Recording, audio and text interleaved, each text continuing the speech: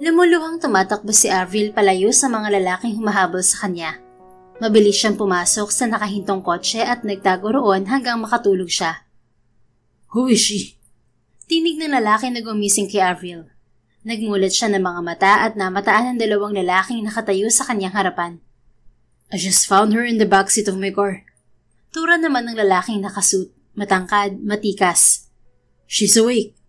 Bulalas ng isang lalaking nakasuot ng itim na jacket. Marahang umupo si Avril at nawindang dahil naroon na siya sa kama ng malawak na silid. Nasaan ako? Gumagaralgal ang tinig niyang tanong. Nilapitan naman siya ng lalaking nakasuit. Napatitig siya sa gwapo nitong muka. You're here in my house, miss. Sabi nito. Nabuhay ang kirot sa kanyang puso nang maalala ang nangyari. Hey, what happened to you? Tanong ng lalaki. Umupo ito sa paanan ng kama. Naambush ang kotse namin ng mommy ko. Pauwi na sana kami kasi sinundo niya ako sa airport. Kagagaling ko lang ng US. Humihikbing kwento niya. I see. Nakatanggap ako ng report tungkol sa ambush na nangyari sa Quezon Avenue. 3:00 ng madaling araw nangyaring ambush kaya late ang pagresponde ng mga pulis.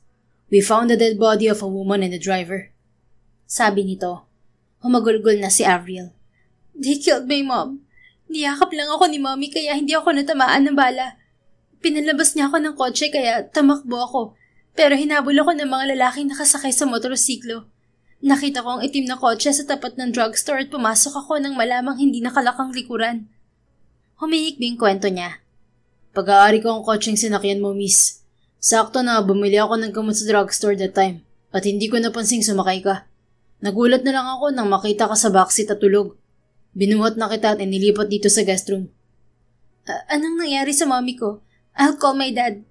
Natatarantang sabi niya, pero wala siyang dalang kahit na ano dahil naiwan sa kotse nila ang kanyang bag. Calm down first. Inabutan siya ng lalaki ng isang basong tubig mula sa lalaking kasama nito. Drink some water para mahimasmasan ka. Anito. Kinuha naman niya ang baso ng tubig at mahinhing sinimsim. Bahagya rin siyang nahimasmasan. What is your name, miss? Pagkawa na itanong ng lalaki. I'm Avril Ricarte. How old are you?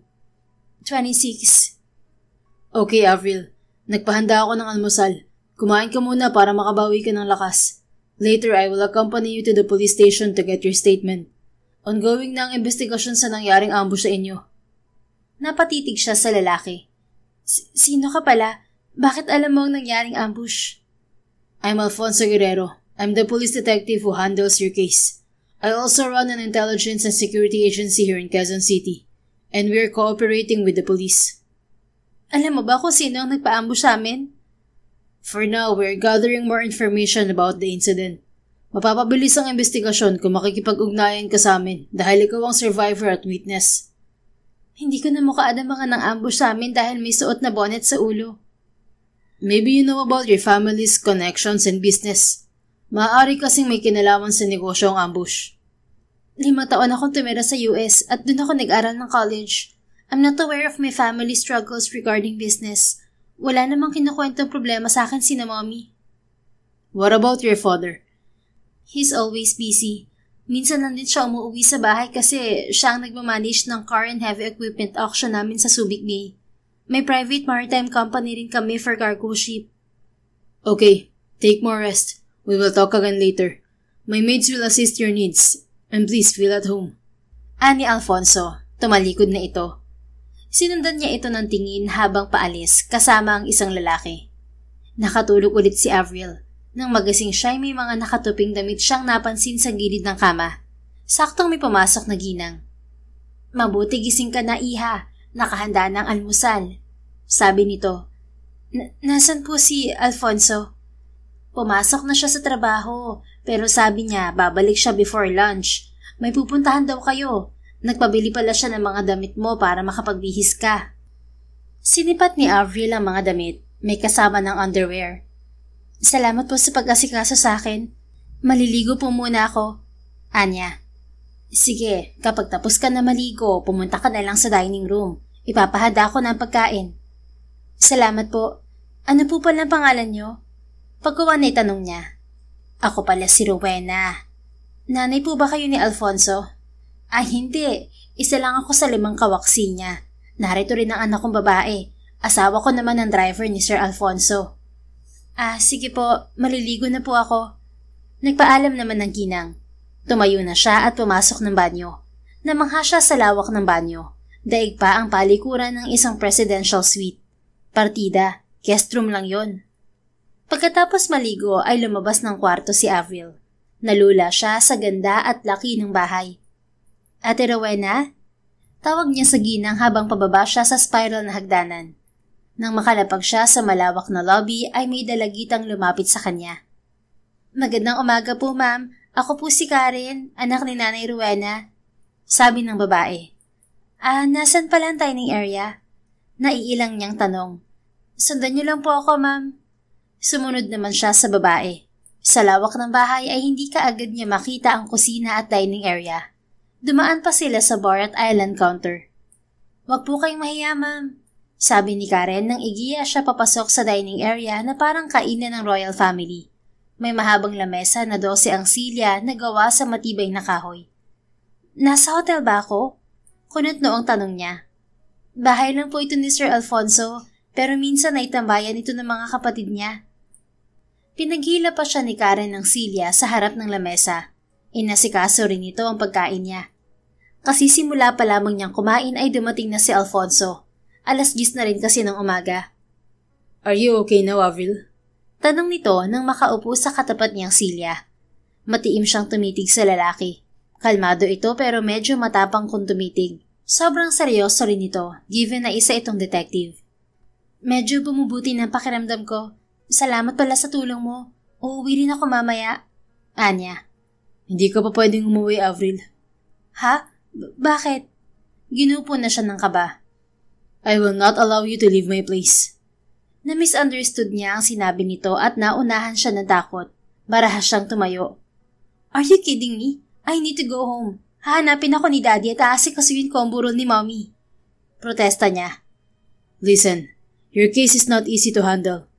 And I won't allow the only witness to get lost from my sight. Pulis ka ba talaga? O baka naman isa ka sa kriminal? Kakasuhan kita ng kidnapping kung hindi mo ako papayagang umuwi. Kidnapping? Tumikwas ang isang kilay ni Alfonso. Oo, kaya uuwi ako ngayon din. Pilyong umiti ang lalaki. Before you accuse me of kidnapping, think about the situation where you're here in my house, lady. You're the one who entered my car, and I let you sleep well in my luxury guest room. I know you're depressed now, but please don't accuse me. Naimasmasan din siya nang mapagtanto na siya itong may mali. Umupo rin siya at uminom ng tubig. Bakit nga ayaw mo kong pauwiin? Pagkuwan ay tanong niya. Dahil manganganib ang buhay mo at hindi kita matututukan. Nagpunta ako sa bahay niyo kanina at kinokontak namin ang tatay mo. But sad to say, he's missing. What do you mean he's missing? Nagigimbal niyang tanong. Ayon sa katulong niyo, umuwi kanina ang tatay mo pero nagmamadali ring umalis. Maaaring aware na siya sa nangyaring ambush. I waited for him to go to your mother's burial, but he didn't arrive. Pinatawagan namin siya ulit sa katulong pero hindi na makontak. Ang sekretarya lang ng mami mo ang dumating at tinulungan kaming matrace ang location ng daddy mo. Pero wala siya sa lahat ng lugar na pwede niyang puntahan. Suspetsya namin, baka nadakip siya ng sino mang nagpapatay sa mami mo. Nangatalang kalamnan ni Avril at hindi napigil ang pagluha dahil sa labis na emosyon. Please, payagan mo ko umuwi. Gusto ko makita si Mommy. Samo niya. I will allow you to visit your mother's burial, but I will assign my private police agents to monitor your surroundings. Malaking posibilidad na hinahunting ka pa rin ng mga taong nang-ambush sa inyo. Pwede kang umuwi sa bahay niyo pero saglit lang. You're not safe there. Limited time lang ang proteksyon may bibigay ng mga pulis sa'yo. Unless you hire security personnel from my agency. I suggest you stay closer to me while I'm gathering more information from your family and your business. You need to cooperate with me to solve the case. Hindi na kumalma ang kanyang puso at nataranta. I don't know what to do. Hindi ko kabisado ang business ng pamilya ko at wala akong access sa accounts ni Mommy at Daddy. I have my own savings but not enough to sustain my needs. Your mother's secretary will help you take over the financial matters. Mag-usap kayo mamaya sa funeral. Tumango na lamang siya at itinuloy ang pagsubo ng pagkain. Pagkatapos ng late na almusal ay sumama si Avril kay Alfonso sa police station. Nagbigay siya ng statement tungkol sa nangyaring ambush.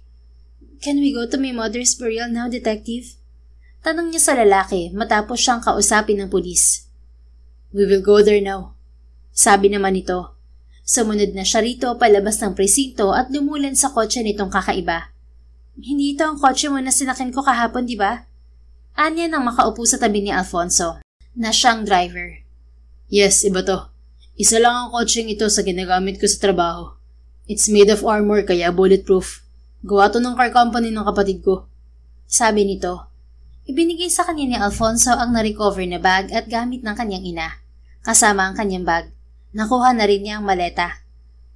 "Pwede ko na bang hawakan ang mga gamit namin?" Tanong niya. Nababalot pa kasi ng plastic ang mga cellphone at ibang bagay na laman ng bag. "Yes, pwede mo nang hawakan ang gamit mo. Nasuri na yan sa forensic department at nakuhanan na ng picture. Nariyan din ang cards at pera mo." "Salamat." Umusad na rin ng sasakyan. Pagdating sa funeral homes kung saan nakaburo lang ina ni Avril, ay napayakap siya sa ataul at humagulgol. Nakaalalay sa likod niya si Alfonso. "Ang tagal ko hindi nakasama ang mami, pero ganito pa ang nangyari. Bakit naman ganun, Lord?" Humihikbing wika niya habang nakayakap pa rin sa kabaong. Nanlumo ang kanyang mga tuhod at napaluklok siya sa bench. Dumating na rin si Bea, ang sekretarya ng kanyang ina. "Kamusta po ang kumpanya, ate?" Tanong niya sa babae ng mahimasmasan. "May problema po tayo, ma'am." Anito. "Anong problema?" "Tumawag kanina ang daddy niyo gamit ang landline at sinabing nasa kamay raw siya ng sindikato. Papatayin daw siya kung hindi niya ibibigay ang perang hinihingi ng sindikato. Ang masama pa, napilit nila ang daddy mo na ibenta ang bahay niyo at rest house sa Subic Bay. Matagal na pala siyang hinahawakan sa leeg ng mga sindikato at inuunti-unti ang ari-arian niyo. Nagmatigas ang daddy niyo kaya pina-ambush kayo ng leader ng sindikato. Ipapapatay ka rin daw nila kung hindi masusunod ang gusto nila." Imporma ni Bea. Nawindang si Avril at napatitig kay Alfonso na nakatayo sa tabi ni Bea. Totoo ba ang sinabi ni Bea, Alfonso?" Kabadong tanong niya. "I just figured it out, Avril. Nag-send sa akin si Bea ng picture ng daddy mo na hawak ng sindikato." Napatayo siya at nilamon na ng takot ang puso. Magkano ba ang kailangan ng sindikato?" Balis ang tanong niya. 100 million daw po, ma'am. Ani Bea. Nakuha na nila ang perang pinagbentahan ng daddy mo sa family house at rest house pero hindi sila nakontento. "May 100 million ba tayo?" "Meron po pero pondo po ng kumpanya yun. Once kinuha niyo ang pera, baka mahirapang makabangon ng kumpanya." "Maglabas tayo ng pera, ate. Mas mahalaga ang buhay ni daddy kaysa pera." Anya. "Don't rush it, Avril." Sabad naman ni Alfonso. "But my father is on the verge of death." Protesta niya. "I know, but let me handle the situation. The syndicate pressures you, and that's suspicious. May itatanong muna ako regarding sa company niyo para dagdag impormasyon." Bumuntong hininga si Avril at nagtiwala kay Alfonso. Hinayaan niyang kausapin ito si Bea. Isang linggo pagkatapos malibing ang ina ni Avril, ay nagpasya siyang manatili muna sa bahay ni Alfonso. Hindi na rin niyo pwedeng tirahan ang bahay nila dahil nabenta na ito. "Nangungulit pa rin ba mga sindikato, Detective?" Tanong niya kay Alfonso nang kasalo niya ito sa hapunan. "They're asking for an update but I told Bea to lie to them." Anito. "What do you mean?" "Kaya hindi kita pinilalabas ng bahay ay para mapaniwala mga sindikato na nawawala ka. They can't force Bea to give what they want without your permission." "Paano kung takutin nila si Ate Bea? Imposibleng hindi nila mamonitor ang kilos niya." "Kaya nga pinagdi-disguise kita sa tuwing lalabas tayo. Mahigpit din ang security sa labas at loob ng main office ng kumpanya nyo, maging sa auction sa Subic Bay. Based on my theory, maybe your father dealt with the syndicate a month before the ambush, and your mother is unaware of it. Pansin ko nang nabentang property ng daddy mo ay yung conjugal lang under their marriage. Nakapangalan sa mami mo ang 2 kumpanya. Since your parents' marriage is under the prenuptial agreement, your father can't touch your mother's assets before the marriage. Yung bahay ng mami mo sa Makati na nabili pa nung dalaga siya ay naibigay niya sa nakababata niyang kapatid na namatay. At naibenta ng anak niya ng property bago nag-migrate sa US. Nawindang si Avril dahil alam na ni Alfonso ang legal issues sa pamilya niya. "How did you learn about those details?" "Of course, I'm a detective. I'm also completing my law course. Mabusisi ako sa bawat kasong hinahawakan ko, kaya bawat himaymay ng detalye sa pamilya mo, inaalam ko. Ang hindi ko lang maungkat ay ang pinakalumang history ng pamilya mo. Hindi ko alam na may prenuptial agreement ang parents ko bago nagpakasal. Hindi ko rin inisisa ang pasikot-sikot sa business ni Mommy. Pero alam ko na si Mommy talaga may-ari ng 2 kumpanya kasi namanan niya yun sa parents niya. And my dad was a marine engineer who once worked for my mom's company. Sino pala ang kasama mong nakatira sa US, Avril? Usisa nito pagkuwan.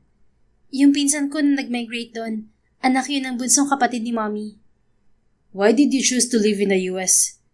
Kasi gusto ni Mommy na doon ako mag-aral ng business course. Pero bago ang business, nag-aral ako ng culinary arts. Gusto ko kasing magtayo ng restaurant at cafe. In almost 5 years living in the US, you missed some critical situations in your family. Nilamon naman siya ng guilt. I admit, I almost forgot my parents while enjoying my easy-go-lucky life in the US. Tumatawag sa akin si Mommy pero minsan namimiss ko. Kinukumusta lang niya ako at sinasabi na nag-send na siya ng allowance ko sa dollar account ko. Binilhan niya ako ng condo unit sa US para raw hindi ako nakikitira sa bahay ng pinsan ko. Naspoiled ka pala ng parents mo. Only my mom spoiled me. My dad doesn't have enough time for me. He's always busy and out of town. Mas close ako kay Mommy. I got some pictures of your father. Medyo malayo ang mukha niyo. Mas hawig mo ang mom mo. Oo, malayo talaga ang mukha namin ni Daddy. Hindi rin siya sweet kaya malayo ang loob ko sa kanya. But you care for him too much. Of course, he's my dad. Are you sure? May sarkasmong tanong ni Alfonso. Tumalim naman ang titig niya rito. You're asking nonsense, detective. Pansin ko wala ka nang ginawa kundi ang kilatisin ng pagkatao ko eh. Can you please give me a break to heal my heart? Pumalatak na siya. Nakangiting umiling si Alfonso. I noticed you have a bad temper too, Avril. Nakalimutan mo ata na parte ng trabaho kong usigin ka at alamin ang bawat detalye sa buhay mo. I know, pero sobra naman ata. Baka gusto mo ring alamin ang love life ko. Pwede rin. Baka kasi may kinalaman ng mga naging boyfriend mo sa nangyayari sa pamilya mo. Napairap siya sa lalaki. I'm single since birth. Sounds good. I'm single too. Nanlalaki ang mga matang tumitig siya sa binata. Sounds funny. Hindi ako naniniwalang single ka, detective. Amuse niyang wika. Pinakita nito sa kanya ang 2 kamay nito. Can't you see? I don't have a ring. Sinipat naman niya ang mga kamay nito na maugat at may malalaki at mahahabang daliri. Relo lang ang suot nito sa kaliwang braso na may sikat na mamahaling brand. A ring is not a proof of someone's marital status. Uso ng live-in ngayon. Malay ko ba may kaliwat kanan kang girlfriend? Sabi niya. Sinaid ni Avril ang wine sa kanyang kopita. Humalakip-kip si Alfonso at diretso ang titig sa kanyang muka. Tapos na itong kumain. Oo nga no. Ngayon ko lang na-realize na may nakaligtaan ako. I'm turning 32 next month. And I don't have a girlfriend. Seryoso ka ba? I'm serious, Avril. Imposible. Sa gwapo mong yan, makisig, matangkad, wala man lang nandigaw na babae sa'yo. Alam ko sa nature ng trabaho mo ay sobrang busy ka, pero imposibleng wala kang natipuhang babae. Pilyong umiti ang binata. Maraming babae mula sa trabaho ko na nagpapahiwatig ng feelings nila sa akin. Even my relatives introduced a lot of women to me, but I can't focus on them. I always end up forgetting them when my busy job occupies my time. Pero na-realize ko ngayon lang na pwede pala akong maging committed sa isang babae. Maybe because you're close to me. Araw-araw rin tayo nagkikita. But you see me as your key to solving the case you handle. Tumawa ng pagak ang binata. Kinuha nito ang baso ng wine nito at marahang sinimsim. Lumagkit ang titig nito sa kanyang mga mata. Kaya naman biglang sumikdo ang puso ni Avril. What does that stare mean, detective? Mataray niyang tanong habang nakikipagtitigan sa binata. Nothing. Ngayon ko lang napansin na kamukha mo pala si Angelina Jolie. Napaubo siya nang masamid siya ng wine. Nagpapatawa ka ba? Amused niyang saad. No, seryoso ako. May hawig ang lips at mga mata mo kay Angelina Jolie. May lahi ka bang American? Ang lola ko sa mother's side ay American-Italian. I see. Kaya pala mukha kang imported. Hindi niya napigil ang kanyang tawa. Ikaw rin naman, obvious na imported ka kasi ang ganda ng mga mata mo. Para kang may lahing Latino na may halong American. That's right. May lahi talaga akong Latino. And my mom has American blood too. Talaga? Pamilyar nga ang family name mo eh. Hindi ba kayo yung may-ari ng kilalang brand ng alak at wine? May ibang company pa akong alam na pag-aari ng mga gerero. Yes, my father owns the liquor company. Yung mga international brand na wine, pag-aari ng kuya ko sa father side. Nasa linya ng business ang angkan ko. Ang mga kuya ko ay successful na sa kanilang business. And what about you? Naiiba ka ata kasi naging polis ka at magiging abogado. I still pursue business. Ang intelligence and security agency ko ay negosyo na rin kasi kumikita ako sa services. Binigyan lang ako ni Daddy ng 20 million capital after completing my first course in college. Nabili ko ang agency sa ninong at tito ko. Kapatid yun ni Daddy sa mother side at itinuring kong pangalawang ama. He's my inspiration to pursue law and become a detective. Sadly, he was killed in the ambush too. Bumakas sa mukha ni Alfonso ang lungkot habang nagkukwento. Nabuhay rin ang sakit at lungkot sa kanyang puso. Nabigyan na ba ng hustisya ang pagkamatay ng ninong mo? Not yet. Masyadong malinis ang nangyaring krimen, pero hindi ako sumuko. Magtatatlong taon na simula nung namatay si Ninong. At patuloy kong hinahalongkat ang kasong hinawakan niya na maaaring may kinalaman ng taong pumatay sa kanya. May mga hint na akong nakuha at tinatrabaho ko na. Hindi siya umimik ng ilang minuto nang maisip ang kanyang sitwasyon. Binago nito ang masaya niyang buhay at apektado ang kanyang pagkatao. I missed my mom. Gumagaragal ang tinig na sabi niya. Nanubig ang kanyang mga mata dahil sa emosyon. You will find justice sooner, Avril. Sa ngayon, sikapin mong makarecover at malabanan ng trauma. Gabi-gabi ka pang umiiyak kahit tulog. Anito. Natitigilan tumitig siya sa binata. Nagpuna siya ng luha gamit ang table napkin. Paano mo nalamang umiiyak ako? Bago ako matulog sa gabi, sinisilip kita sa kwarto. Madalas hindi ka naglalak ng pinto kaya nabubuksan ko. At ako ang nagsasara. May time na naabutan kitang nagdedeliryo.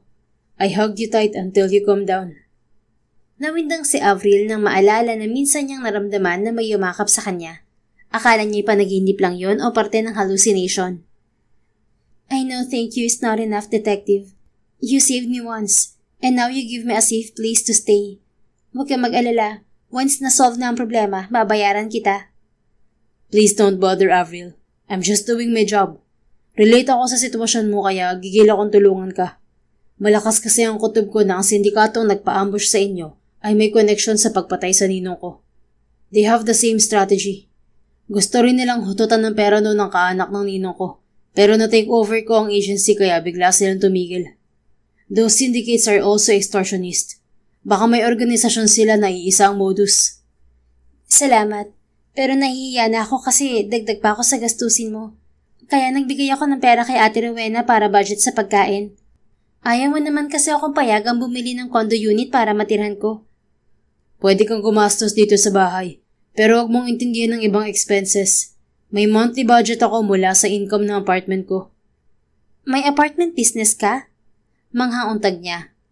Oo, malapit lang sa university kung saan ako nag-aaral ng abogasya. May 30 units yun. Baka pwedeng doon na lang ako umupa. Mapapalayo ka sa akin. Ano naman? Pwede naman ako mag-disguise at mag-hire na lang ng bodyguard sa agency mo. Muling umalukip-kip ang binata. Ayaw mo na ba akong kasama, Avril? Hindi naman sa ayaw. Nakakahiya lang kasi. Ano naman ang nakakahiya ron? Baka kasi isipin ng kamag-anak mo na girlfriend mo ko. Nanilay ang pilyong ngiti ni Alfonso. That's a good idea. Anong good idea? Huwag mo sabihin sinasadya mo to para mapag-isipan tayo ng kaanak mo na magnobyo. Hey, bakit ba parang takot na takot ka? Am I not worth to be your boyfriend? You should be proud, honey. Natitigilang pinandilatan niya ng mga mata ang binata, pero hindi niya nasaway ang pagsikdo ng kanyang puso. May pagkapilyo ka rin pala, no, detective? I thought you were a cold-blooded guy. Nakadepende ang personality ko sa sitwasyon, Avril. I know how to adjust, but most of the time, I talk less. Mas active ako sa observation kaysa conversation. Kung sa bagay, nasa nature naman ang trabaho mo. Baka lalo ka pang maging seryoso once lawyer ka na. That's possible. Hindi kasi pwedeng marupok at maligalig sa nature ng trabaho ko. Sinipat ni Avril ang oras sa kanyang cellphone. Hala, 10:00 na pala. Bulalas niya. See? He didn't notice the time. Meaning nag-enjoy kang kausap ako. Tudyo ni Alfonso. Umangat ang sulok ng kanyang labi. Wala akong choice. Ikaw lang ang pwede kong kausapin na personal dito. Paangil niyang sabi. Fine. Late na. Maliligo ka pa kamo sa indoor swimming pool. Oo nga pala. Mauna na ako. Good night. Anya saka tumayo. Tumango lang ang binata at sinundan siya ng tingin. Halos 3 linggo nang nakatira si Avril sa bahay ni Alfonso pero naging busy ang binata kaya bihira silang magkita. Lunes ng umaga ay hindi pumasok ng trabaho si Alfonso upang samahan siya sa bangko. Bakit ka maglalabas ng malaking pera, Avril? Tanong ni Alfonso nang lula na sila ng kotse nito. Ito ang nagmamaneho. Kasi kailangan ng malaking pera para mabayaran ng kararating lang ng mga truck mula Japan. Ako lang naman ang authorized maglabas ng pera. Hindi naman mamonitor ng mga sindikato ang transaksyon ko. Anya habang katabi ni Alfonso.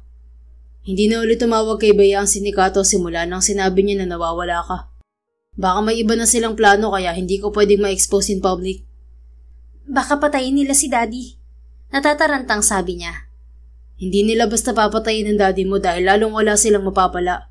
They sent threat to your company kaya nag-assign na ako ng agents mula sa agency ko.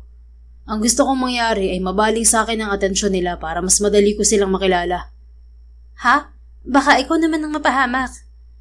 I know how to deal with criminals. Before their bullets hit me, they will be caught first. Humahangang tinitigan niya ang seryosong binata. Nitong mga nagdaang araw ay natuklasan niya na bihasa sa martial arts si Alfonso. May sarili rin itong firing range na pinagsasanayan sa pagbaril. Aren't you scared of death, detective? Tanong niya. Duwag lang ang taong takot mamatay. Handa ako mamatay basta maprotektahan lang ang pinaglalaban ko. I pursue this career to protect my family too. Nakakatakot ka namang maging asawa? Baka mabalo ako ng maaga. Pabulong niyang wika pero narinig nito. Pumasok na ba sa isip mo minsan na gusto mo makapag-asawa ng katulad ko, Avril? Maya-maya ay tanong nito. Napakislot pa siya at tumitig sa binata. Ha? Hindi no. Naisip ko lang na mahirap magkaroon ng asawa na katulad mo kasi prone sa panganib. Ano pala ang gusto mong trabaho ng mapapangasawa mo? Kahit ano basta hindi magdudulot ng pasakit sa buhay ko. That will come whatever our status in life is. People die unexpectedly. Kahit natutulog ka, pwede kang mamatay. Kahit na handa akong mamatay anytime, tinitiyak ko naman na may malaki akong ambag sa mundo. Naintindihan ko. Gusto mong mamatay na bayani. Mahinang tumawa si Alfonso at saglit siyang sinipat. Nababagot ka na ba sa bahay ko, Avril? Minsan. Nalibot ko na nga ang buong bahay mo eh. Mabuti pinagamit mo sa akin ng fitness gym mo at may libangan ako. Nakatulong din ng workout para ma-manage ang depression ko. That's good for you. Bukas pala ay darating ang panganay kong kapatid na babae. Manggagaling siya sa US. Paano yan? Baka mabigyan nila ng ibang kahulugan ng pagtira ko sa bahay mo. Nababahalang wika niya. I will tell them the truth. Mabait ang ate ko. Yung bahay ko kasi ay dating sa kanya. Pero dahil nag-migrate siya sa US, ibinigay niya sa akin. 2 ng bahay ko pero yung isa'y pinauupahan ko. Pinarenovate ko lang ang bahay ni ate at pinalaki. Ibig sabihin ay walang bahay rito ang ate mo? May condominium siya sa Pasig pero ayaw niyang magstay ron. Ayaw rin niyang umuwi sa family house namin dahil marami nang nakatira. Naroon ang ibang kapatid namin sa father side at 3 asawa ni daddy. Teka, nakailang asawa ba ang daddy mo, detective? 3 na ang asawa niya ngayon. 2 asawa naman niya ang mami ko. 16 na kaming mga anak niya lahat. Wow, ang dami niyo palang magkakapatid. Manghang bulalas niya. Ang sipag ng daddy ko, no? Amused nitong saan. Mahina siyang tumawa. Oo, pero ang sarap siguro sa pakiramdam na maraming kapatid, no? Depende. Minsan magulo eh. Ikaw, bakit hindi ka nagkaroon ng kapatid? May kapatid ako kaso namatay ng 3 taon siya. Nahulog kasi siya sa swimming pool at late na napansin ng yaya. Dabuntis ulit si mommy pero nakunan. I see. Pagdating ng bangko ay nagsuot na ng eyeglasses si Avril at wig na kulot. Kasing haba yon nagabaywang niyang buhok na tuwid. Kinapalan din niya ang makeup. Samahan na kita sa loob, sabi ni Alfonso. Sige, salamat. Nauna na siyang pumasok sa bangko. Kumuha na siya ng numero at naghintay ng tawagin. Inabot din ng halos 1 oras sa bangko si Avril. Nauna nang lumabas si Alfonso. Nang makuha ang pera ay lumabas na siya. Nagulat siya nang sumalubong ang binata. Okay ka na, Avril? Tanong nito. Oo, pasensya na kung natagalan. 50 million kasi ang nilabas kong pera. It's okay. Kinuha nito ang itim na bag mula sa kanya. Let's go. Pagkawan ay yaya nito. Papasok na sila sa kotse nang inapura siya ni Alfonso. Bakit? Takang tanong niya. Nagmadali itong umupo sa harap ng manibela at binuhay ang makina ng sasakyan. I know it's suspicious, guys. Magsuot ka ng seatbelt, Avril. Anito. Inatake naman siya ng nerbiyos. Nagkakabit pa lang siya ng seatbelt nang paharurutin ni Alfonso ang sasakyan. Napatili siya nang may kung anong tumama sa pinto ng kotse. Ano yun? Tanong niya habang napapayuko. Hinahabol tayo ng puting kotse. Binabaril tayo. Ano? Mag-ingat ka, Alfonso. Armor car ang gamit natin. Hindi rin basta matatablan ng bala ang bintanang salamin. But I'll call back up. Nagdial na ito sa cellphone. Dinidikitan na sila ng puting kotse at may lalaking sumilip sa bintana. Naglabas ng malaking baril na mahaba ang dulo. Tila may nakasalpak na silencer. Napayuko siya kahit nag-bounce lang ang bala ng baril sa bintana. Kumapit ka, Avril. Ani Alfonso. Napalayo sila ng bahagya sa kalaban dahil sa traffic. Pero humahabol pa rin ang mga to. Nanginginig na yakap ni Avril ang kanyang mga tuhod. Mariin siyang pumikit at umusal ng panalangin. Maya-maya ay huminto ang kotse. Are you okay, Avril? Tanong ni Alfonso. Nakababa na pala ito at binuksan ng pinto sa tabi niya. Nababalot pa rin ng takot ang kanyang puso kaya siya'y napaluha. Nang makababa ng kotse ay natigilan siya nang bigla siyang yakapin ni Alfonso. Calm yourself, honey. You're safe in my arms. Bulong nito na tuluyang nagpakalma sa kanyang sistema. Nasaan na tayo? Tanong niya ng mahimasmasan. We're here in my brother's car company. Nasa warehouse tayo pero kailangan nating lumabas dahil tiyak na nakaabang ang mga kalaban. Hinawakan siya ng binata sa kanang kamay at niyaya papasok sa air-conditioned na silid. May mga tao roon. Anong problema, Alfonso? Tanong ng gwapo at matangkad na lalaki. Namukhaan niya ito. Ito ang kasama ni Alfonso noon sa kwarto nang magising siya. I need your car, Rafael. Nakilala ng sindikatong humahabol sa amin ng kotse ko. Gawan mo ng paraan para mapalitan ng kulay. Ako nang bahala sa plate number. Ani Alfonso. Hindi pa pala tapos ang kaso ni Avril? Akala ko naman pinatira mo siya sa bahay mo dahil kayo na. Ani Rafael. Pilyo ang ngiti. Uminit naman ang mukha ng dalaga. Pansamantala lang ako nakitira sa bahay ni Alfonso. Ayaw rin kasi niya akong payagan na umalis. Depensa niya. You should be thankful, Avril. Hanggat nasa poder ka ng kuya ko, daig mo pang prinsesa na may royal guards. Nakangiting sabi ni Rafael. Napangiti rin siya. Bigyan mo na ako ng susi ng kotse mo, Rafael. Pagkawa na isabi ni Alfonso. Tumalima naman si Rafael. Ito pala ang may-ari ng car company. Nang makuha ang susi ay humiram pa ng jacket at ball cap si Alfonso kay Rafael. Dumekwat pa ito ng 2 sunglasses at isinuot nila. Alisin mo na ang wig mo, Avril. Sabi nito habang patungo sila sa malawak na parking lot ng kotseng binibenta. Sinunod naman niya ito.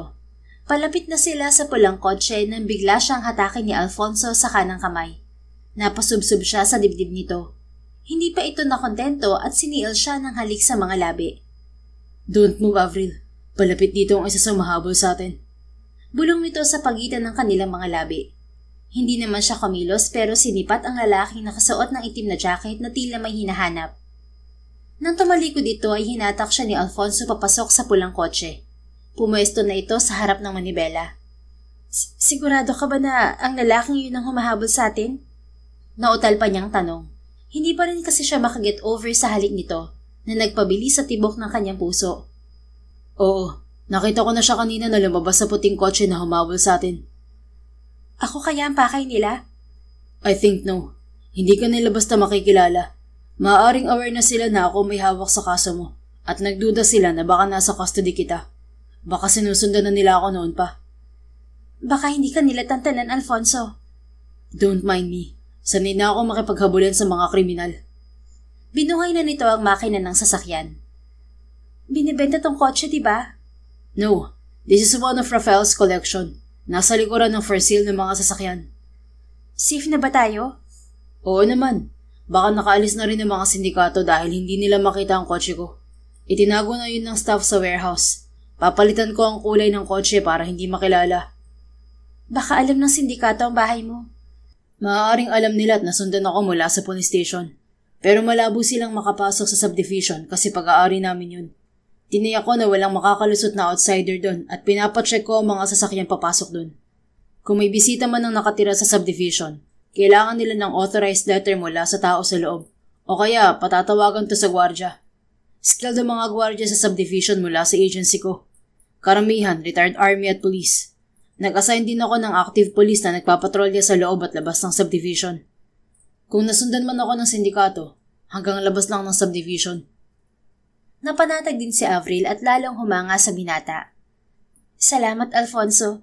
Nabuhay ang trauma ko kanina nang makita ang balang patama sa salamin ng kotse mo. Anya. No worries. Next time, dobling ingat na dapat tayo. Lalo ka na.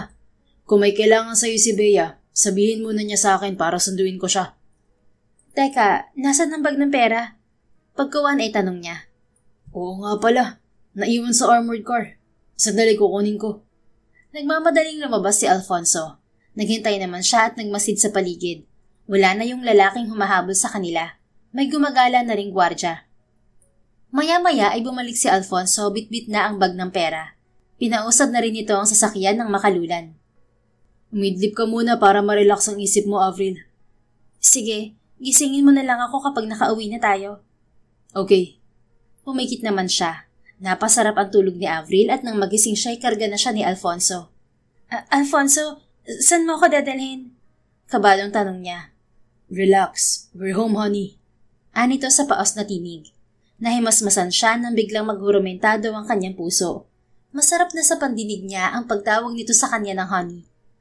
Ang pera, dala mo ba? Pagkuha ay tanong niya. Nasa kotse pa. Balikan ko na lang mamaya.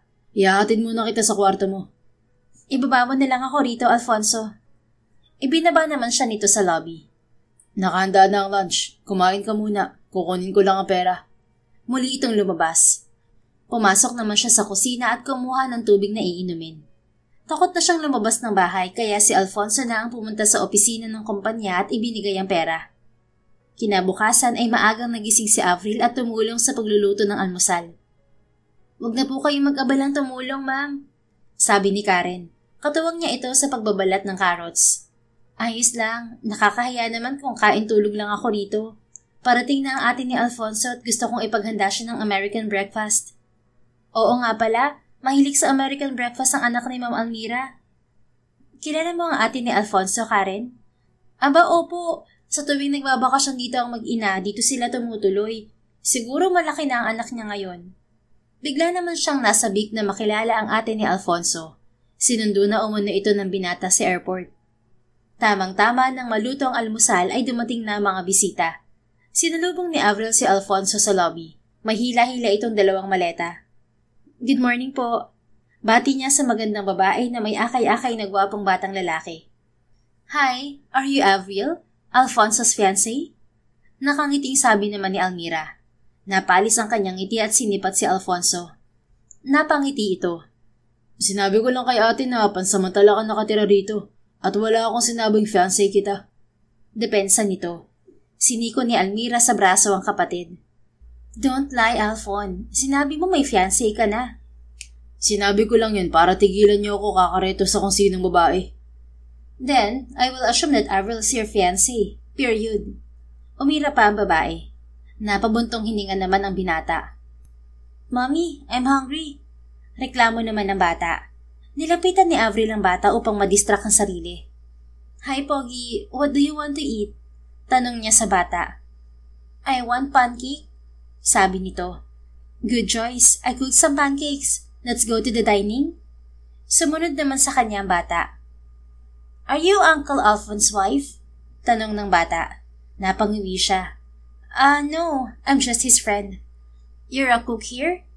Muli siyang napangiwi. "No, but I can cook. What's your name and how old are you, handsome?" Anya at nagtanong. "I'm Allen. I'm 12 years old." Sagot naman ito. Sumunod na sa kanila sina Almira at Alfonso. Sumabay na rin siya sa pag-aalmusal habang nakikinig sa usapan ng magkapatid. Divorce na kami ng asawa ko. Ani Almira, bakas sa muka ang lungkot. I told you, balikan mo na lang ang daddy ni Allen, ate. Sabi naman ni Alfonso. Napalo ni Almira ng kutsara ang kamay ng binata. Hindi porke failed ang married life ay babalikan mo ang first love. Maling mindset yun, Alfonso. Palibhasa hindi mo pa naranasan makipagrelasyon. Sermon nito sa kapatid. Mahinang tumawa si Alfonso at nabaling ang tingin kay Avril. Abala naman siya sa pagpahid ng honey syrup sa pancake ni Allen. Pero nang mapansin ang malagkit na titig sa kanya ni Alfonso, ay naghurumentado ang kanyang puso. Kumain ka na, detective. Sabi niya sa binata. Ikaw rin, Avril. Naubos na ang oras mo sa pag-aasikaso sa pagkain ng pamangkin ko. Namiss ko lang makipagbonding sa bata. Do you love kids, Avril? Tanong naman ni Almira. Opo, sobrang inggit ako sa ibang tao na maraming kapatid. Sa US marami akong pamangkin doon kaya nalibang ako. Bumibisita rin ako sa mga orphanage at nagdo-donate ng mga damit, toys, school supplies, tsaka pagkain. Wow, ang swerte sa'yo ni Alfonso. I'm sure you will be a good mother. Tumabang ang kanyang ngiti at muling tumitig kay Alfonso. Napako na ang tingin nito sa kanya kaya bumagal ang pagsubo ng pagkain. Ang totoo, gusto ko nga pong mag-adopt ng bata. Sabi niya. Tumikim naman si Alfonso. Bakit ka pa mag-aampon kung kaya mo namang magkanak? You just need the right guy, have a healthy relationship, and build your happy family. Oo nga naman, Avril. Be wise about choosing a guy you marry someday. As much as possible ay yung kilala mo na talaga at alam ang background niya. Gatang ni Almira. Kahit hindi kayo matagal magkakilala, basta sure na mahal ka, yung sapat na pagmamahal ha, at hindi nakakasakal. Nagbabago kasi ang tao kahit pa matagal mo nang kilala. No matter how much you love a person, there's a chance that you will feel exhausted, lalo na kung toxic ng relationship nyo. Dagdag nito. Pero mahirap talikuran ng relasyon kung nagbunga na ng anak. Apektado ang mga bata kung nag-aaway ang magulang. Komento niya. Hindi umimik si Almira at tumitig sa anak nitong kumakain. Pagkatapos ng almusal ay tumambay sa gym si Avril. Sinundan siya roon ni Alfonso. Are you okay, Avril? Tanong nito nang lapitan siya. Naglalakad siya sa treadmill na hindi umaandar. Medyo hindi. Bakit? Sumandig sa salaming dingding si Alfonso. Inaalala ko si Daddy. Sabi mo tumawag kahapon ng sindikato at pinupwersa si Ate Bea na maglabas ng perang hinihingi nila. Oo, pero giniit ni Bea na ikaw lang ang pwedeng maglabas ng pera. Nakatunog pa lang sindikato na pinoprotektahan ko ang kumpanya nyo, kaya pinag-iinitan nila ako. Mabuti hindi pa nila alam na nasa poder kita. Naiinis na ang sindikato dahil lahat ng pera ng kumpanya nasa bangko at nakapangalan lang sa mami mo. Ikaw lang ang authorized person na makakapag-claim sa pera. Alfon, gusto kong malaman ang status ni Daddy. Yes, Avril. I'll give you an update once matrace na namin ang location nila. Paiba-ibang lokasyon ng pinagmumulan ng caller kaya nahihirapan kaming matrace ang IP address. They use landline. Kaya sa opisina lang ng mami mo makakatawag. Huminto siya sa paglalakad at hinarap ang binata. Nahuli niya itong titig na titig sa kanya. Sumikdo na naman ang kanyang puso at hindi na ito normal. Aminado siyang umiibig na siya kay Alfonso. Nabuo ng kusa ang paghanga niya rito, lalo at wala itong hangad kundi ang protektahan siya. Alfon, what if hindi ako sumakay sa kotse mo at napunta sa bahay mo? Mag-e-effort ka ba ng ganito para sa kaso ng pamilya ko? Usig niya sa binata. Nag-assume na rin siya na nagkakagusto na rin sa kanya ang binata. Tumayo ng tuwid si Alfonso at lumapit sa kanya. Ang totoo, hindi ko rin maintindihan kung bakit sobrang dedicated ako sa kaso ng pamilya mo. I usually handle cases like a normal cold case solving. As a detective, having a personal connection to the victim is prohibited. Unless they're part of our family. Once kasi involved na kami sa buhay ng biktima, may posibilidad na madamay kami sa risk na kaakibat nito. Para walang ibang makasawsaw sa mission ko, sinabi ko sa chief namin na fiancé kita. Kaya hinayaan niya ako na ipaubaya sa agency ko ang investigasyon. Nawindang si Avril. Bakit mo ginawa yun, Alfonso? Hindi mo ba naisip na dahil sa desisyon mo ay mapapahama ka? Which is nangyayari na nga. Malikot ang utak ko, Avril. Nung narinig ko ang apelido mo at malaman ang pangalan ng parents mo, nagduda na ako. I think your family was involved in my godfather's death case. Ano? Imposible yan. Makinig ko muna. Lawyer ang uncle ko at natuklasan ko na isa ang mami mo sa clients niya at humawak din sa murder case na nangyari noon sa maritime company niyo. Naresolba na ang kaso pero ilang buwan ang nakalipas ay namatay ang ninong ko. Inungkat ko ang files tungkol sa kaso at tinetrace ang lahat ng taong involved. Pero wala namang kinalaman ng mami ko sa pagkamatay ng ninong mo, di ba? Of course, she's innocent. Pinaandar nito ang treadmill at sumampa rin. Pumesto sa kanyang likuran. Napakapit siya sa handle ng treadmill at nagsimulang kumabog ang kanyang dibdib. Hinawakan pa ni Alfonso ang kanyang mga kamay kaya lalong nagwala ang puso niya. Do you miss playing with kids, Avril? Pabulong nitong tanong. Isinadsad pa nga ang matigas nitong dibdib sa kanyang likod. Oo, kasi stress reliever ko sila. Kaso wala akong kilalang may mga anak dito. Yung below 10 years old sana. Anya. Natayo ng orphanage ang stepmother ko rito sa Quezon City. Kinukugkop nila ang mga batang inabandona at palaboy sa kalye. Talaga? Tumingala si Avril at nilingon si Alfonso, pero sobrang lapit pala ng mukha nito. Yumuko pa nga ito kaya aksidenteng naglapat ang kanilang mga labi. Inihinto nito bigla ang treadmill kaya nawalan siya ng balanse. Kinabig naman ng kamay nito ang kanyang bewang at nahatak siya kaya muling naglapat ang kanilang mga labi. Isang halik pa, Avril. Anas nito nang naunang lumayo. Sino bang unang humalik? Wala sa wish ang tanong niya. Iiwasan sana niya si Alfonso ngunit natapilok ang isang paa niya. Nakababa na ng treadmill ang binata pero nag-abala pang akayin siya patayo. Nang muling magkalapit ang kanilang mga mukha ay natukso siyang halikan to sa mga labi. Impit itong napamura. Hindi ganyan ang halik na gusto ko, honey. Bulong nito at bigla siyang itinulak. Napasandal siya sa handle ng treadmill at hindi nakapalag nang siilin siya ng pangahas na halik ni Alfonso. Uncle? Tawag ni Allen na siyang umabala sa lumalalim nilang halikan. Naitulak ni Avril sa dibdib si Alfonso. Saktong pumasok si Allen sa gym. Hi Allen, do you want to play here? Sabik niyang tanong sa bata. Iniwan na niya si Alfonso. I'm not playing anymore, Aunt. I'm a big boy na po. Ani Allen. Napangiti siya dahil tinawag na siya nitong tita. Ano pala ang gusto mo? I want to swim with Uncle. Lumapit naman si Alfonso sa binata. I will swim with you, pero dapat kasama ang tita Avril mo. Anito. Okay po. Pumayag din ng bata. Excited namang sumama si Avril sa magtito hanggang sa indoor swimming pool. Naligo na rin siya. Linggo ng umaga ay sumama si Avril sa orphanage. Nagluto pa sila ng lunch. Magugustuhan kaya ng mga bata niluto kong tinolang manok? Tanong niya kay Alfonso. Papasok na sila sa malaking gate ng orphanage lula ng van. Oo naman. Kahit ano naman kinakain ng mga bata basta masarap. Hindi ako satisfied sa lasa ng luto ko eh. Natikman ko na. Masarap naman. Lahat ng luto mo para sa akin ay masarap. Talaga?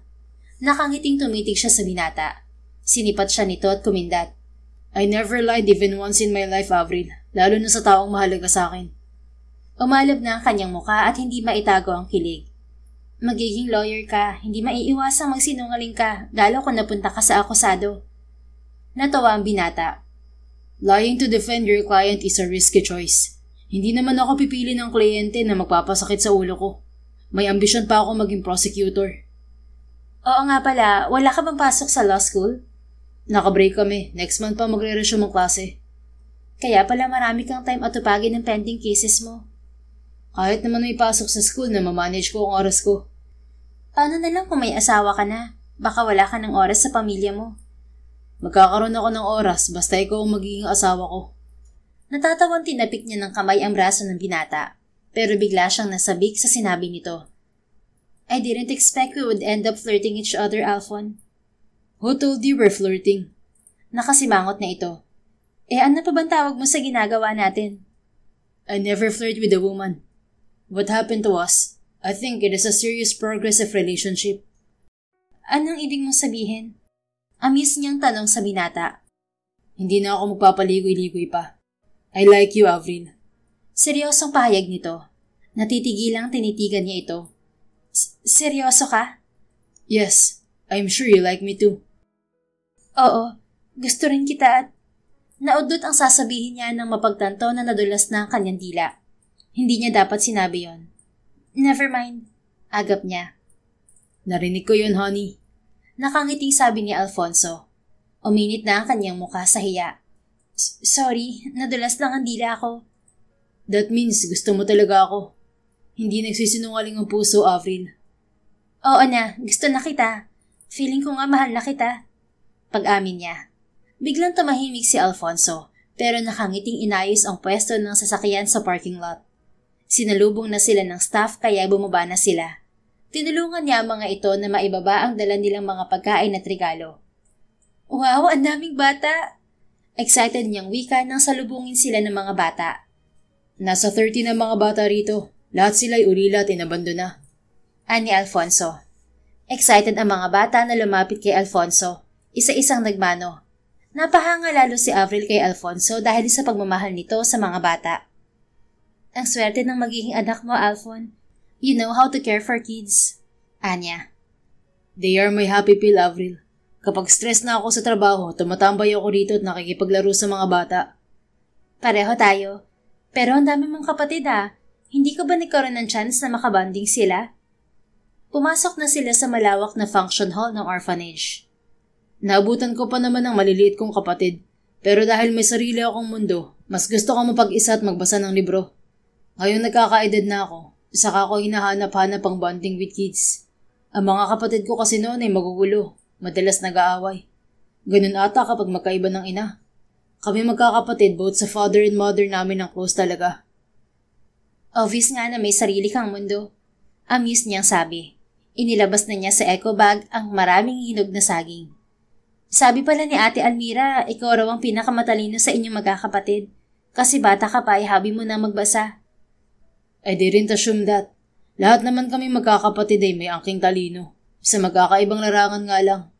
Pero oo, ako talaga masipag mag-aral. Gusto ko na talaga noon pa na maging detective. I admire you so much. Tumulong na sila sa pamimigay ng pagkain sa mga bata.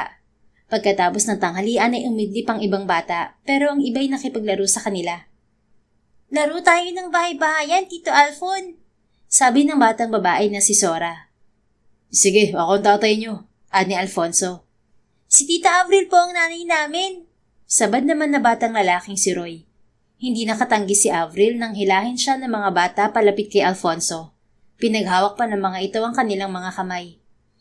Ang dami naman nating anak, honey. Ani Alfonso. Siniko niya ito sa tagiliran. Kung ganito ba karaming anak natin, kaya mo ba silang buhayin lahat? Anya. Oo naman, kahit 2 dosena pa sila. Asus, anong akala mo sa akin, inahing baboy? Humagigig ang binata at inakbayan siya. Pero seryoso, gusto ko talagang gayahin si daddy na maraming anak. Pero sa iisang babae lang Ang totoo, may naipon na ako mga 2 billion para sa future family ko. Seryoso ka? Natatawang untag niya. Oo, pero kung hindi mo kayang maraming anak, kahit 6 lang o 5 para may starter player na ako, kung maglalaro man kami ng basketball. Natawa si Avril at mahinang kinurot sa tagiliran ng binata. Parang sigurado ka na akong mapapangasawa mo Hindi naman imposible yun, di ba? Kung ang profesyon ko ang problema mo, magagawan ko ng paraan para hindi ka atakihin ng nervyos. Hindi magtatagal magre-retiro na ako sa pagpupulis at magfo-focus ako sa abogasya at negosyo. Malaki ba ang kinikita ng Intelligence and Security Agency mo? O sisa niya? Umupo na sila sa nakalatag na carpet kung saan naglalaro ang mga bata. Malaki syempre, lalo na sa security services. Ang mga secret agent ko hindi nawawalan ng trabaho at malaki ang service fee nila. Sa security naman, karamihan sa clients namin ay mga mall, resort, school, bangko. Kaya maraming gwardiya ang kailangan. Marami rin ang kumukuha ng bodyguard sa amin na mayayamang negosyante at politician. My company earns more than 5 million per month. Malaki rin ang kinikita ng apartments ko at nag-i-invest ako sa kumpanya ng mga kapatid ko. Umaabot din ng milyon ng profit shares na nakukuha ko. Ang galing mo Hindi nakapagtatakang isa ka sa top billionaire sa Guerrero siblings ayon kay Ate Almira. Mayaman ka rin naman Bilyonaryo ang mami mo, Avril. Tumabang ang kanyang ngiti. Pera ni mami yun. My mom didn't force me to help manage her companies. She let me explore and choose the path I want. Pero nung narinig ko silang nagtalo ni Daddy, nagpa siya akong aralin ng negosyo. Kasi sabi ni Daddy, mali raw ang pagpapalaki sa akin ni Mommy at wala akong silbing anak. Naintindihan ko naman kasi wala nga akong ambag para matulungan si Mommy. Your father is unaware of women's way of raising a child. Magkaiba kasing mindset ng babae at lalaki. I noticed it from my parents. My mom wants us to grow up in a pressure-free environment, but still be able to pursue what she wants for us. But Dad's mindset is more strict than my mom's. Dad wanted us to be immune to pressure. Pero maganda rin naman ang resulta ng disiplina ng daddy nyo. Naging independent kayo at matalino sa buhay. Not all of us are in favor of Dad's way of discipline. Hindi ko naman masisisi ang ibang kapatid ko na ibang landas ang tinahak kasi may kanya-kanya kaming gusto sa buhay. Katulad ko, kahit malayo sa business ang kursong tinapos ko, sinuportahan pa rin naman ako ni Daddy. Pero ipinilit niya ang gusto niya na isingit ko ang business sa karir ko. Kaya nung namatay ang ninong ko, naisip kong panahon na para pasukin ko ang business, pero connected pa rin sa karir ko. Mas napalago ko pa ang agency ng ninong ko. I learned that choosing a business related to my skills and knowledge will easily succeed. Kailangan talaga may knowledge at passion ka sa negosyong pinapasok mo para magtagumpay. I agree. Yan din ang natutunan ko kay Mommy. Naudlot ang kwentuhan nila nang tamaan sila ng tubig mula sa water gun ng mga bata. Nakisali na lamang sila sa laro. Biyernes ng gabi ay nakatanggap ng tawag si Alfonso mula sa sindikato habang nasa police station sila ni Avril. Anong sabi ng sindikato, detective? Kabadong tanong ni Avril sa binata. Nasa opisina sila ni Alfonso. Matiim siya nitong tinitigan. Iginigiit ng sindikato na nasa poder kita at gusto nilang palayain kita para makapaglabas ka ng pera. Papatayin ba nila si Daddy once na hindi ka pumayag sa gusto nila? Hindi ka agad sumagot ang binata at may binasa sa cellphone nito. I didn't agree yet. I'm close to my conclusion and will not allow them to ruin my plan. Hindi nila isinama sa kondisyon ng daddy mo, pero tinayak naman nila na safe ang dad mo. Anong plano mo? Nagpanik na siya. Hindi ba pupunta ka sa US sa Sunday, Avril? Oo, kasi naroon ng abogado ni Mommy at may papipirmahan siyang papeles sa akin para malipat na ang rights ng company sa pangalan ko. May aasikasuhin din akong papeles. Once naayos na ang kailangan mo sa kumpanya, mas safe kung manatili ka muna sa US. Ang abogado ng mami mo ang bahala sa transaction dito sa Pilipinas once naayos ng International Office Branch ng Maritime Company. Nag-hire na rin si Bea ng mahusay na CEO at business consultant, kaya wala kang dapat alalahanin. Hindi maintindihan ni Avril kung bakit bumigat ang kanya pakiramdam. Hindi ako magtatagal sa US, Alphon, lalo't hawak pa ng sindikato si Daddy. You're not safe here, honey. Bakit? Hindi mo na ba ako kayang protektahan? Umiwas ng tingin sa kanya ang binata. My decision is the best way to protect you, Avril. Huwag kang mag-alala. Sasamahan kita sa US at ihiramin ko ang private plane ng kuya ko. Payag ako, pero babalik din kaagad ako rito kasama mo. Nalaman na ng sindikato na magkasama tayo at hindi sila titigil. Mas delikado ka kung narito ka sa Pilipinas. Lalo lamang nanikip ang kanyang dibdib at biglang yumakap sa binata. No, I will stay by your side. Ikaw ang nagpasya na manatili ako sa poder mo at hindi mo ako masisisi kung ayaw ko nang umalis. Mahal na kita, Alfonso. Lumuluhang giit niya. I know, but... Hindi niya pinatapos ang sasabihin nito at inunahan niya itong hanelikan sa mga labi. Tumugon naman ito pero saglit lang. Ihahatid na kita sa bahay, Avril. May pupuntahan akong crime scene mamaya. Nito pagguwan. Sumunod na lamang siya rito. Linggo ng gabi ang flight ni Avril papuntang US. Napanatag siya dahil sumama si Alfonso at maraming dalang damit. Sinong kuya mong may-ari nitong private plane, Alphon? Tanong niya habang nakaupo silang magkatabi sa couch at sumisimsim ng red wine. Si Kuya Leonardo, yung may-ari ng sikat na jewelry brand. Siya ang panganay kong kapatid both sa mother at father side. Nakakalula pa lang yaman ng ibang kapatid mo, no? Yes, and I'm just a dust compared to their wealth. Natawa pa ito. Oy, hindi rin biro ang assets mo kung tutuusin ha. At once pinakasalan mo ko, magsasama ang assets natin. Kaya manalagpasan mo ang ibang kuya mo. Inakbayan siya ni Alfonso. Do you really want to marry me, Avril? Nakakahiya naman pangunahan kita pero maninindigan ako. I love you, Alphon, and you're capable of marrying me. Masuyo niyang pahayag habang nakatitig sa kausap. But we met in the wrong time. Paano mo naman nasabi yan? Some love exists at the wrong time. A reason why it fails sometimes. You're an ideal woman but... Tinakpan niya ng palad ang bibig ng lalaki kaya tumigil ito sa pagsasalita. Please stop hurting me with your conclusion, Alphon. Ayoko makarinig ng kahit na anong negatibo mula sa'yo.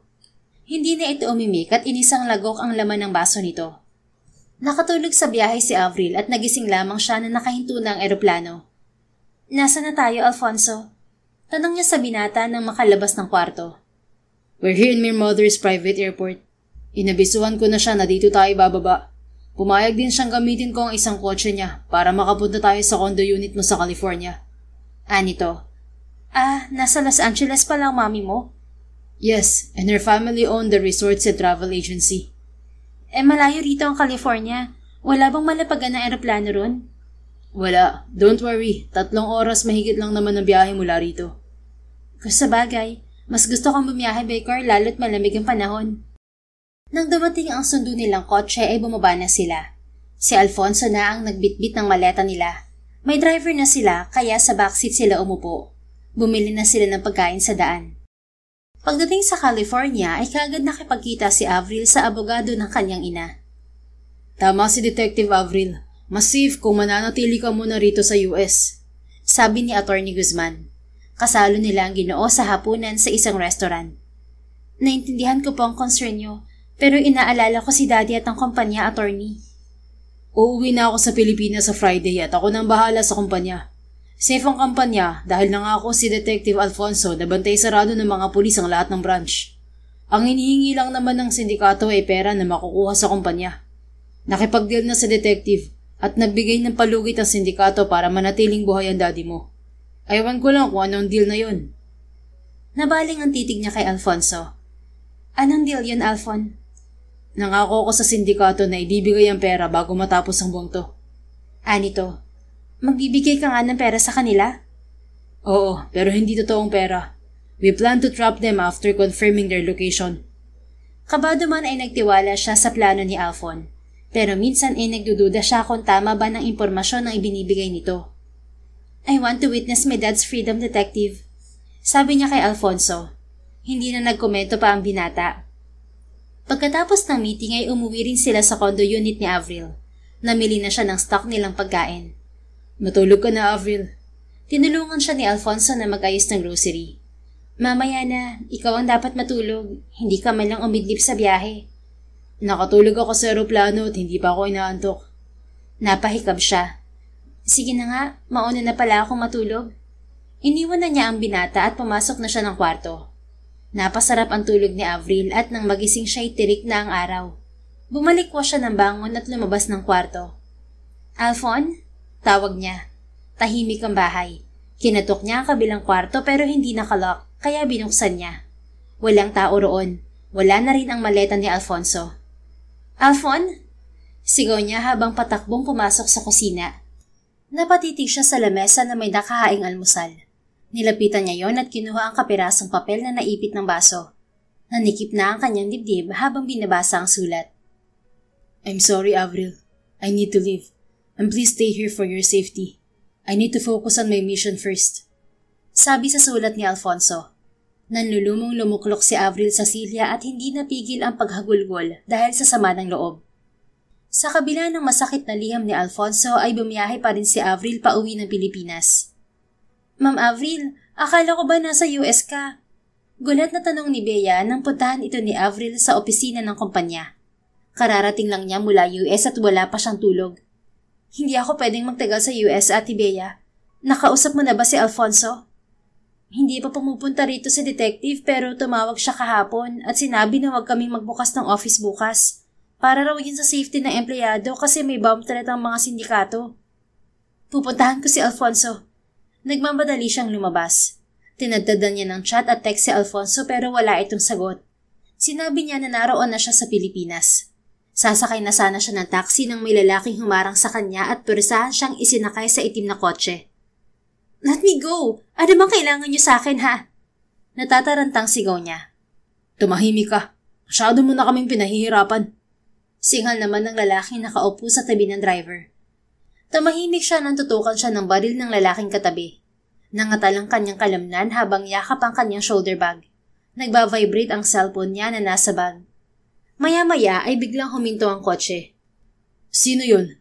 Tanong ng isang lalaki. Napatingin din sa labas si Avril at napansin ng lalaking lura ng motorsiklo na binaril ang driver sa kaliwat kanan. May suot itong helmet at itim na jacket, kaya hindi niya makilala. Ang bilis nitong kumilos at nahatak ang isang kamay ng lalaking nagbukas ng bintana at sana'y gaganti sa pagbaril. Pero inagaw ng lalaking may helmet ang baril at pinilipit ang braso ng lalaking kidnapper. "Open the door!" Utos ng lalaki sa kanya. Pamilyar ang boses nito. Binuksan naman niya ang pinto ng kotse at hinila siya ng lalaki palabas. May inihagis ito sa loob ng kotse na naglabas ng maitim na usok. "Sino ka?" Natatarantang tanong niya sa bayaning lalaki. Wala itong imikat basta na lamang siyang isinakay sa motorsiklo nito. "Saan mo ako dadalhin ha?" Kabadong tanong niya. Napanatag lang siya nang huminto sila sa police station. Kagad siyang bumaba. "Alfonso?" Bulalas niya nang makita ang mukha ng lalaking kasama. Nagtanggal na ito ng helmet. "I'm sorry for the harsh rescue, honey." Sabi nito. Tuluyan itong bumaba ng motorsiklo. Dahil sa pananabik ay napayakap siya sa binata. "Kainis ka? Bakit mo ako iniwan sa US?" Humihikbing saad niya. "Iniwan kita para hindi ka madamay sa gulo. Alam kong uuwi ka rin dito, pero at least matagal pa sana at maaayos ko muna ang problema. Kaya lang sumunod ka naman agad." Sabi nito. Nang mahimasmasan ay niyaya siya ni Alfonso sa loob ng opisina nito. Pinainom siya nito ng tubig na hiningi sa isang pulis. "Paano mo nalaman kung nasan ako?" Tanong niya nang makaupo sa couch. Tinabihan din siya ng binata. "I monitored your location because of the tracking application I installed on your phone. Nailagay ko yun nung tulog ka. Nabasa ko ang chat mo at sinabing umuwi ka rito. Nagpunta ako sa kumpanya niyo pero sabi ni Bea kaalis mo lang daw. Napansin kitang nag-abang ng taxi pero may dumampot sa'yo kaya hinabol ko ang kotse nila." "Akala ko naman kaya mo ako iniwan sa USA dahil hindi mo talaga ako mahal." May hinampong sabi niya. "Sorry I lied to you. Wala akong choice kundi layuan ka muna. It's your father's condition." "Ano? Hindi ko maintindihan. Nakausap mo ba ang daddy ko, Alfon?" Gilalas niyang tanong. Bahagyang napayo ko si Alfonso. "The truth is, your father is the leader of the syndicate at siya ang may pakana ng pag-ambush sa inyo ng mami mo para makuha niya ang ari-arian niyo." Nangatalang kanyang kalamnan dahil sa pagkagimbal. "Sigurado ka ba? Paano nangyari yon? At bakit yun gagawin ni Daddy?" "Danilo Ricarte is not your biological father, Avril. Nag-confess sa akin ng lawyer ng mami mo na alam ang buong kwento sa pamilya mo. Nung nasa US tayo, sasabihin na sana niya sa iyo ang totoo, pero pinigilan ko siya para hindi ka mabigla. Gusto ko kasi na mahuli muna ang daddy mo at ang mga galamay niya para safe ka." Natigalgal si Avril at binalot ng kirot ang kanyang puso. "Nasaan ang biological father ko, Alfon?" Wala sa wisyo niyang tanong. "Ayon sa lawyer ng mami mo, matagal nang patay ang totoo mong ama dahil sa aksidente at hindi sila kasal ng mami mo. Apelyido ni Danilo ang pinagamit niya sa'yo para mamulat ka na ito ang tatay mo. 6 months ka lang nung nagpakasal ang mami mo kay Danilo. Pero naging wais siya at napapayag si Danilo sa prenuptial agreement. Pero katagalan, hindi na masaya sa ganong sitwasyon si Danilo at nasilaw siya sa pera. Matagal na pala siyang may sinasamahang grupo ng sindikato. Nagkautang ang daddy mo ng 1 bilyon sa kasosyo at mamamatay siya kung hindi yun mababayaran. Kaya natukso siyang obligahin ng mami mo. Pero hindi nagbigay ng pera ang mami mo. Kaya siguro nagalit si Danilo. Lihim niyang ibinenta ang conjugal property nila ng mami mo at ginaya lang ang pirma ng mami mo. Dahil hindi sapat ang pera, naisip niyang ipapatay kayong mag-ina nang sa gayon ay mas madali niyang makukuha lahat ng pera niyo. Napatunayan ko rin na si Danilo nagpapatay sa ninong ko dahil nabisto ni Ninong ang sikreto niya at sinabi sa mami mo." Kinilabutan si Avril sa natuklasan. It makes sense kung bakit hindi niya ramdam ang care ng kanalakihan niyang ama. "At bakit pumayag ka sa gusto ni Daddy na layuan ako, Alfon?" Usisa niya. "Ang totoo, napilitan akong iwan ka sa US dahil may tawag sa akin na hostage ng grupo ng daddy mo ang 10 bata mula sa orphanage. Kaya hindi na ako nagdalawang isip na bumalik ng Pilipinas na matiyak na safe ka sa US. Inalam ng sindikato ng daddy mo ang kahinaan ko. Kaya nung bumiyahe ang mga bata papunta sa may Tagaytay, inabangan na sila ng mga tauhan ng daddy mo. Kapalit ng kalayaan nila, pakakawalan kita at aalisin ang gwardya mo. Sinunod ko sila at sa awa ng Diyos tumapad naman sila. Pero nung makalaya ang mga bata, itinuloy ko ang planong raid operation sa headquarters ni Danilo. Nag-focus din ako sa pag-monitor sa'yo. Alam kong babalik ka kaagad dito kaya naging alerto ako. I know your dad will kidnap you after dealing with me. Hindi nga ako nagkamali. Nakaabang na pala ang tauhan niya sa pag-uwi mo. Mabuti naka-open lang ang phone mo at active ang tracking application kaya madali kitang nasundan. Nagkataon din, nagkasalisi tayo sa opisina at nahabol pa kita. Nasaan na pala si Daddy? Naglaho na ang simpatya niya sa traidor na itinuring niyang ama. Nahuli na namin siya kanina during raid operation. Paalis na sana sila. Siguro umasa siya na makukuha ka ng tauhan niya kaya nakaplano na ang pag-alis nila. May access ka sa lahat ng bank accounts ng kumpanya niyo. Kaya once nahawa ka na nila, madali nilang makukuha ang pera ng mami mo. Wala akong alam sa nangyayari sa parents ko, Alphon. Kasalanan ko rin, naging selfish ako. Mas pinili ko mamuhay sa malayo at malaya. Pero hindi ko alam na nagdudusa na pala si mami. Nung bata ako, ilang beses ko siyang nakitang may pasa sa muka. Sabi niya na umpog lang siya sa pinto. Ngayon ko lang na-realize na baka matagal na siyang sinasaktan ni Daddy. Hindi ko man lang siya nadamayan sa problema niya kay Daddy. Mag-isa rin siyang nagtaguyod ng mga negosyo namin habang ako nagpapasarap buhay sa ibang bansa. Humihikbing kwento niya. Niyakap naman siya ni Alfonso, kaya humagulgol siya sa matipino nitong dibdib. Marami ka pang time para makabawi sa mami mo. Marahil nais niyang alagaan mo mga naiwan niyang negosyo. Doon pa lang bawi ka na sa kanya kahit wala na siya. You're safe now, honey. Wala nang manggugulo sa'yo. Salamat, Alphon. Kahit iniwan mo ako sa US, hindi ako naghinanakit sa'yo kasi alam kong may dahilan ka. Pero sana lahat ng pinakita mo sa akin ay hindi lang parte ng misyon mo. Matiim siyang tumitig sa mga mata nito. Tipid tong umiti. You know how risky my job is, Avril. And I won't allow my loved ones to get involved in my mission. You're one of my weakest spots now. Mas panatag ako lumaban habang nasa malayo ka at ligtas. Pero pangako ko sa sarili ko na once nahuli si Danilo, aayusin ko ang sa atin at paninindigan ng pagmamahal ko sa'yo. Salamat kasi kahit pwede kang maging kahinaan ko, ikaw pa rin ang nagsisilbing lakas ko. Masuyong pahayag nito. Napangiti siya sa kabila ng pagluha. Thank you so much, honey. You're my savior. Anya, ngumiti na rin ito. So, are you okay now? Hindi ka na ba nagtatampo? Nasaktan lang ako pero hindi nagtampo. Confident kasi ako na maibabalik kita sa buhay ko. Talaga lang ha? Oo, wala na akong pakialam kahit mapahamak ako. Basta makasama lang kita, Alphon. Pinisan nito ang tungki ng kanyang ilong. Hey, that's not a good idea. I can't afford to see you in danger. Ikinawit niya ang mga kamay sa leeg ng binata at inunahan ito ng halik sa mga labi. Mabilis naman itong tumugon. Pagsapit ng hapon ay may pagkakataon si Avril na bisitahin sa kulungan ng itinuring niyang ama. Dahil sa galit ay nasampal niya ito. My mom suffered because of you. Deserve mong mabulok sa kulungan. Nanggagalaiting singhal niya sa lalaki. I'm sorry, Avril. Tanging nawika nito.